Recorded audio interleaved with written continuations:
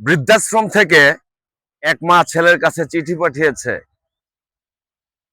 বাবারে এবার ঈদে আমাকে তোর বাড়িতে নিয়ে যাস। আহ, কি বেদনাদায়ক কথা। আজকে এই দিন দেখার জন্য মা সন্তান জন্ম দিয়েছে।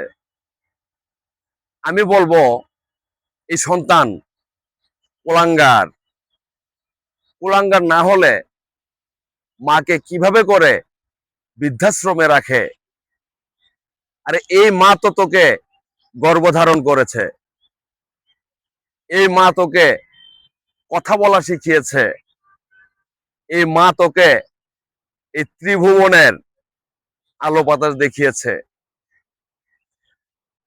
সর্বশেষ এটুকু বলবো আমি,